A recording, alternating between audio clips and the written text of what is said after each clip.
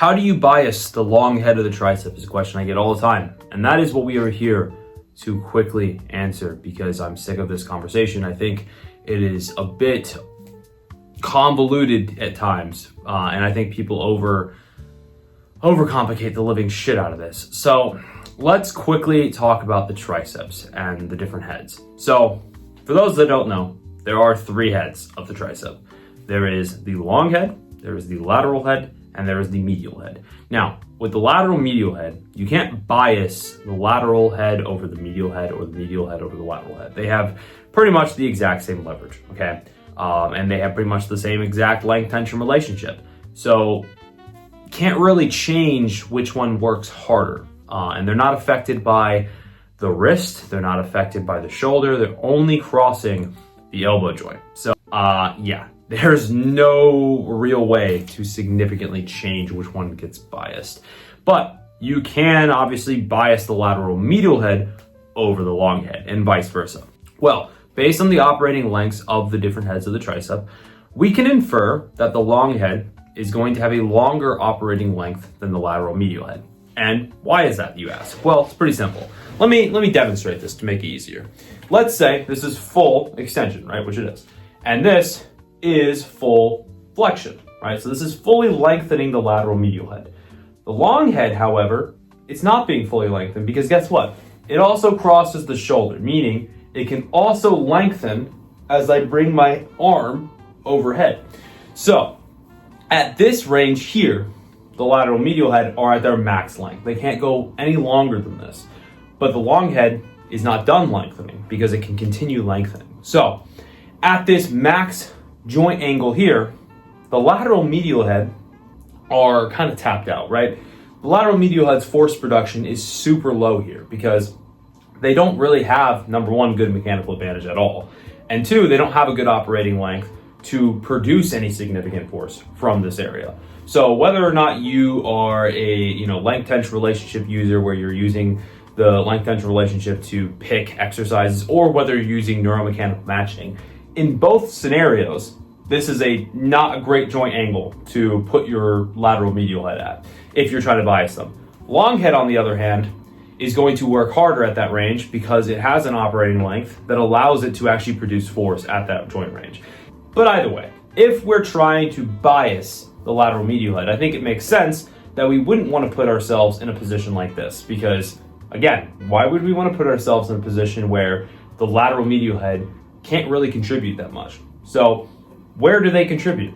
Well, we know that their operating length is relatively shorter, right? So they work better at mid to short lengths. So again, pretty simple, right? This region here, right? This range here, I should say, is going to be where they work the best. So a mid to short length. So if you want to bias the lateral medial head over the long head, you just need to pick an exercise where they are going to work harder, right? And that's going to be roughly here. The long head, however, has a different operating length, so it's going to work harder at different joint ranges. And what we've seen based on, well, really only one paper that is a bit flawed, but one paper has shown us that the long head actually produces more force at 110 degrees than the lateral medial head. So if you want to bias the long head, especially in a push down, you just need to make it harder at a longer length. Now, does it get trained in an overhead extension? Yes, that's another thing that we've had to cover before. Does it get biased in an overhead extension? Again, I think kind of depends on the resistance profile because, again, if you want to train the long head, you want to bias the long head, you need to make it harder at a long length because the only thing that is affected by the shoulder change or the shoulder joint change is going to be the long head because the lateral medial head, they only cross this one joint here. So where the shoulder is not affecting the length of the lateral medial head, but it does affect the length of the long head. So let's say you put yourself here, right? The long head is now at an even longer length than it would have been here. And it still has a good operating length. It's speculated to still be close to its relative plateau length. So at this joint range here, right, it's still going to work very, very hard. So if you make it harder towards the bottom, so more descending, it's going to be more long head. If you make it more ascending, it's going to be more lateral medial head. But I don't necessarily think you need to do an overhead extension with an ascending resistance because I think it's probably low-key, potentially, one of the better exercises you can do, the easier exercises you can do to bias the long head. Because I think trying to do a push down here sometimes can be a little difficult to try to standardize where you end the range off, because you want to make sure that you're going a little above 90 to bias the long head in the push down. But it's really easy to also do this, right? To do this little shoulder movement and, you know, have a lot of shoulder extent, or I guess shoulder extension contribution, because you're trying to, like, you know, pull the arm back here and have other muscles contributing to the joint range that you are trying to work in.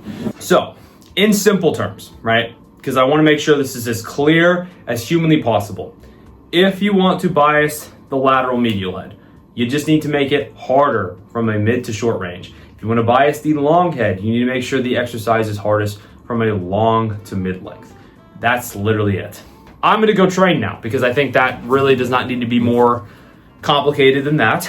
But yeah, I'm gonna play training footage from like a few days ago for you guys, because I don't feel like filming today. So, bye.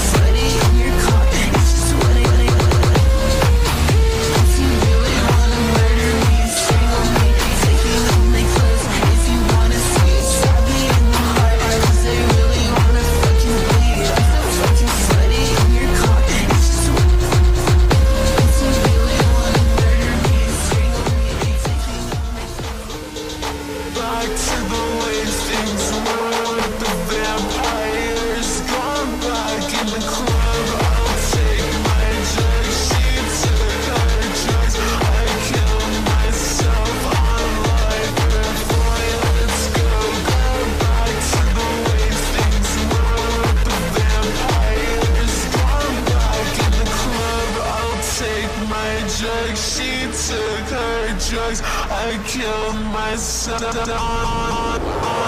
got all these drugs for free. Super little bitch on me. Oh my gosh, she's such a tease. I'm gonna make her fucking bleed. Promise you won't lie to me. Pretend that you can never leave.